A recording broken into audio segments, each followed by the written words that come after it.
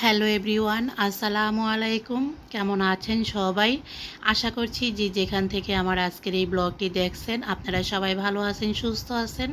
আলহামদুলিল্লাহ, আমরাও আপনাদের দোয়ায় ও আল্লাহর রহমতে অনেক ভালো আছি। নতুন আরও একটি লাইফস্টাইল ব্লগ নিয়ে চলে এলাম আপনাদের মাঝে শেয়ার করার জন্য। আশা রাখছি আজকের ব্লগটিও আপনাদের ভালো লাগবে। তো যাই হোক, এই ব্লগটা ছিল 9 তারিখের। তো বেড়াতে গিয়েছি সেখানে। তো সেখানে কিন্তু ভিডিও আপলোড দিতে পারি নাই, সেই কারণে ভিডিওগুলো আপলোড দিতে অনেক লেট হয়ে গেল। তো যাই হোক, আজকে কিন্তু সংসারের কাজকর্ম, খাওয়া দাওয়া, রান্নাবান্না সব বাদ দিয়ে চলে যাচ্ছি বেড়াতে। তো সেইগুলোই কিন্তু আজ আপনাদের মাঝে শেয়ার করব। আশা রাখছি আপনাদের কাছে ভালো লাগবে। তো আজকে যেহেতু ঘোরাঘুরি দেখাবো, ঘুরবো ফিরবো সেগুলোই দেখাবো। যদি আপনাদের ভালো লাগে তাহলে প্লিজ একটা লাইক দিয়ে ভিডিওটি দেখা শুরু করবেন। আর যদি আপনাদের ভালো লাগে, বোরিং লাগে, তাহলে আপনারা স্কিপ করে যেতে পারেন, কোনো সমস্যা নেই। তো আমরা কিন্তু একটা সিএনজিতে উঠে চলে আসলাম। তো এইটা হচ্ছে সিঙ্গারের ব্রিজ, সিঙ্গারের এলাকা। দেখতে কিন্তু ভীষণ ভালো লাগে, সেই জন্য আমি ভিডিওটা অন করলাম। তো আমার কাছে ভালো লাগছিল বলেই কিন্তু আমি এগুলো ভিডিও শ্যুট করে রাখলাম। আপনাদের কাছে কেমন লাগছে অবশ্যই কমেন্ট করে জানাবেন।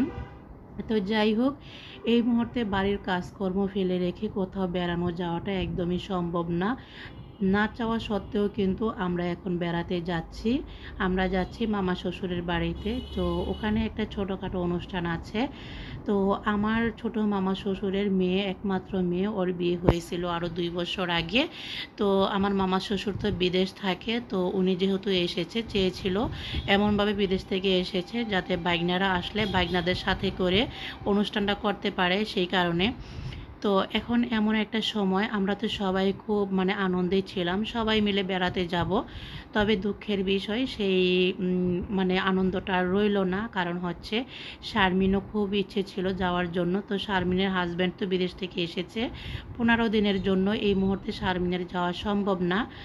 আর আমার দেবর হচ্ছে বাড়িতে, যেহেতু কাজ চলছে, সবাই যদি চলে যায় তাহলে কিন্তু আমার হ্যাঁ, বাড়ি খালি থাকবে, সেই কারণে আমার দেবর যাবে না। তো আমার দেবর বলেছিল আমি যাব না, তো খুশবুদের নিয়ে যাবেন।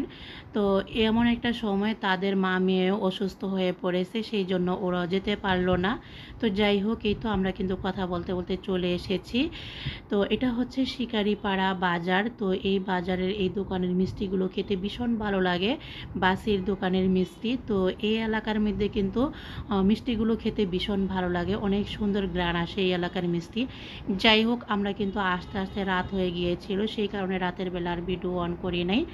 তো এখন হচ্ছে সকালবেলা পরের দিন। তো আমি সকালবেলা নাস্তা টাস্তা খেয়ে একটু বের হয়েছি। তো আমার শ্বশুররা 5 ভাই 2 বোন। তো এখানে কিন্তু আমার 4 মামা শ্বশুর থাকে। এই তো দেখতেই পাচ্ছেন, এখানে হচ্ছে 2 মামা শ্বশুরের ঘর, এই দুইটা হচ্ছে বড় মামা শ্বশুরের ঘর। আর এই তো পাশের দুইটা হচ্ছে আমার সেজু মামা শ্বশুরের ঘর। তো আমার মামা শ্বশুররা কিন্তু এখানে 4জন থাকে, আর একজন সাভারে, আমাদের সাভারেই থাকে। ওই তো আমার উকিল বাবা যে, সেটা হচ্ছে আমার মামা শ্বশুর, আরেক মামা শ্বশুর।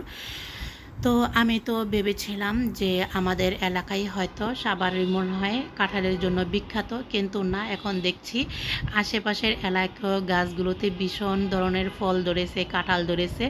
সব কিছু কিন্তু আমি ক্যামেরায় ক্যাপচার করে নিলাম, জানি না কার কাছে কেমন লেগেছে। তো যাই হোক, এই সাইডে 2 মামা শ্বশুর থাকে, আর ওই সামনে হচ্ছে 2 মামা শ্বশুর থাকে। তো আমি কিন্তু সব কিছু একটু ঘুরিয়ে ঘুরিয়ে আমি ক্যামেরায় বন্দি করে নিচ্ছি, যাতে ভবিষ্যতে দেখতে পারি। এই তো যেটা বিল্ডিং, ওইটা হচ্ছে আমার ছোটো মামা শ্বশুরের বাড়ি, আর এই টিনের ঘরটা হচ্ছে আমার মেজো মামা শ্বশুরের ঘর।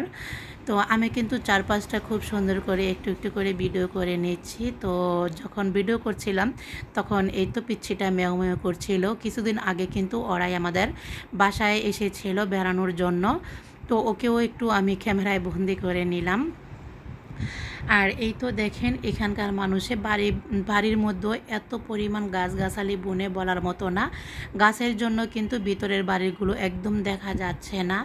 তো এত গাছগাছালি বুনলে তো এলাকার জঙ্গলের মতো লাগবেই, কিন্তু মাটির মধ্যে পাড়া দিলে এত পরিমাণ ঠান্ডা লাগে বলার মতো না। আমি তো কতক্ষণ খালি পায়ে হাঁটেছি, আমার ভীষণ ভালো লেগেছে।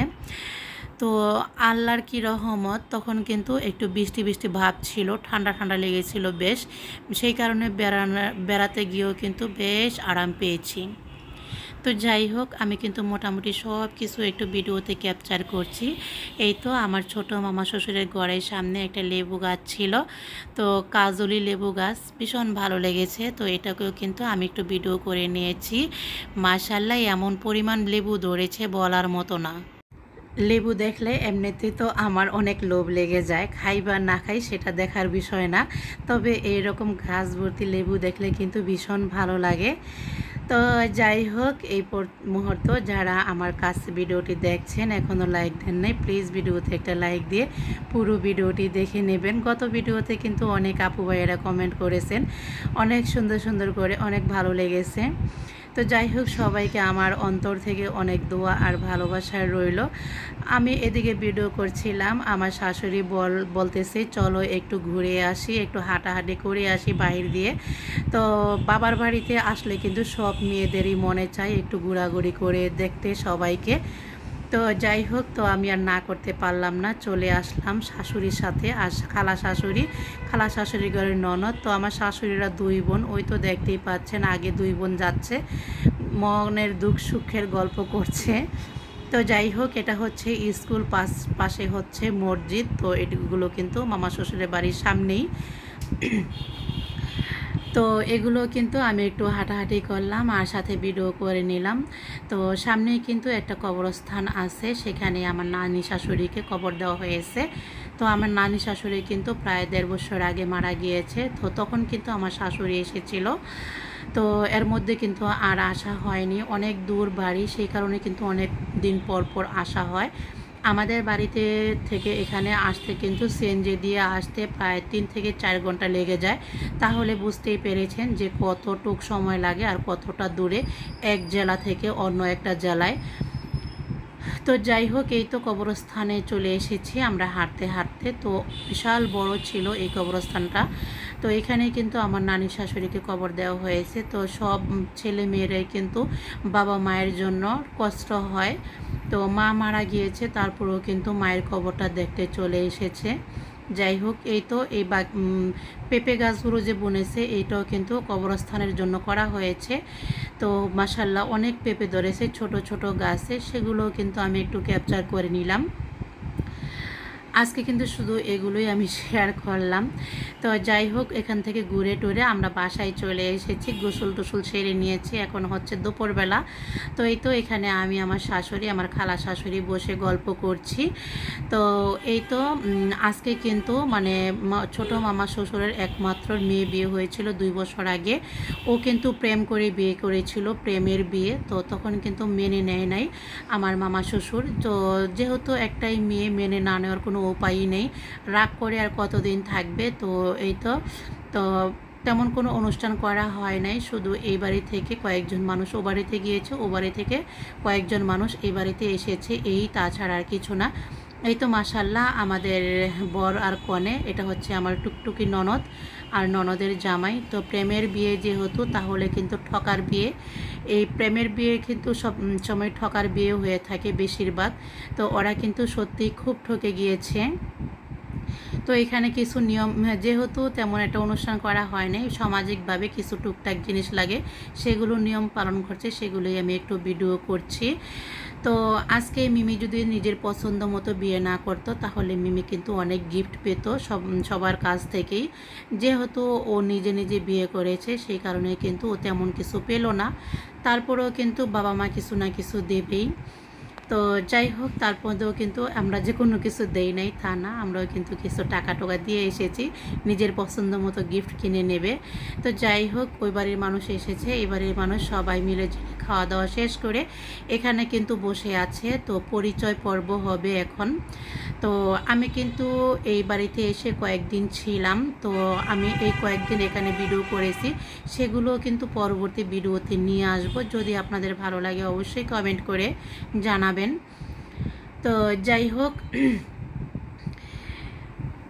আমরা যদি এখন না আসতাম আমার মামা শ্বশুরের মনটা একদম খারাপ হয়ে যেত। আমরা যখন এখানে এসেছি, আকাশের আব্বু তো অনেকটা অসুস্থ হয়ে পড়েছে, মানে তাকে নিয়ে ভীষণ একটা চিন্তায় পড়ে গিয়েছিলাম। গ্যাসের থেকে নাকি জানি না, আল্লাহই জানে, প্রচুর পেটের ব্যথা করেছিল। তো আমি তো পুরো একটা দুশ্চিন্তায় পড়ে গিয়েছিলাম যে আল্লাহ, না জানি কি হলো, আল্লাহ তুমি মাফ করো। এত দূর বেড়াতে এসেছি, এসে যদি অসুস্থ পড়ে যায় তাহলে কেমন লাগবে। তো যাই হোক, অনেক বকবক করেছি, অনেক কথা বলেছি। যদি আমার কথা বলার কাজে কোনো কিছু ভুল হয়ে থাকে তাহলে প্লিজ ক্ষমা সুন্দর দৃষ্টিতে দেখবেন। তো যাই হোক, এখানে পরিচয় পর্ব হতে থাকুক, আর আমিও কিন্তু আপনাদের কাছ থেকে বিদায় নিয়ে নিব। তো আমি কিন্তু পরবর্তী ভিডিওতে বাকি বিয়ের অনুষ্ঠান বা অন্য ঘোরাঘুরি নিয়ে আসব। তো সবাই ভালো থাকবেন, সুস্থ থাকবেন, নিরাপদে থাকবেন। আল্লাহ হাফেজ, আসসালামু আলাইকুম।